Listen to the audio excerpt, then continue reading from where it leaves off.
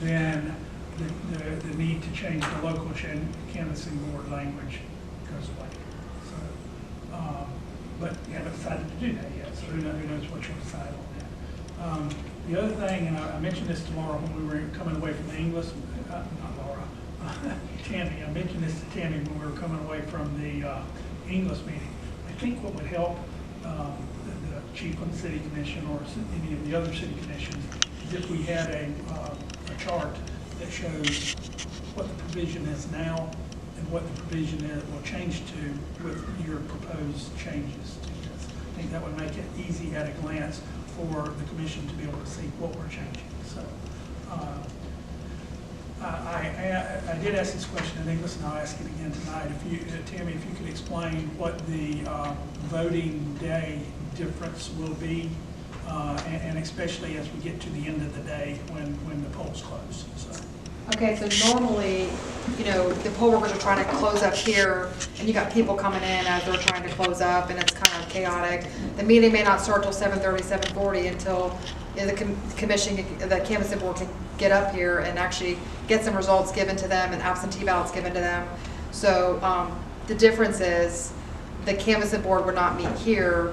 We would have one canvassing board for all the cities, and they would meet in Bronson. So everybody was welcome to come to Bronson, but we will be posting the results on our website if we go this route.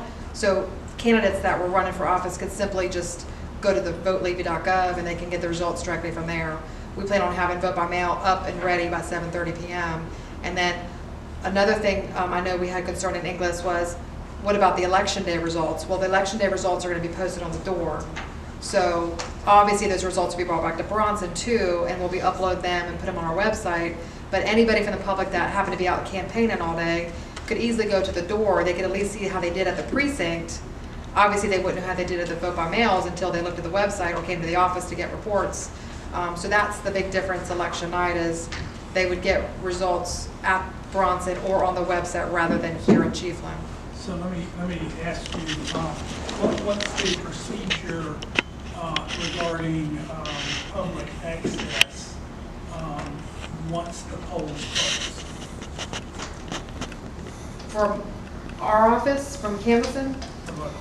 Got a bunch of, well, and I guess it'll be at Tommy Usher Center, okay? Right. Okay, so Anybody from the public is technically allowed to come in once the polls close and the last voter has voted? last voter leaves. Right. You're required, the poll workers are required to then open the room back up. Right. Even if we're not canvassing there, then technically the voters would be able to come in and watch what's going on. So that's my question is, so my point is, that the public that wants to come in at that point can come in. Yeah. Just, there won't be a canvassing board meeting Right. for them to watch, okay? I thought about this after we talked about this in English. I think what would be good there is, there may not be anybody there, okay? Right. But if there are members of the public there, whoever the chair of your poll workers, or whatever you call them, Can announce the results. that they, when they pull that tape out of that machine before they post it on the door, and just read it.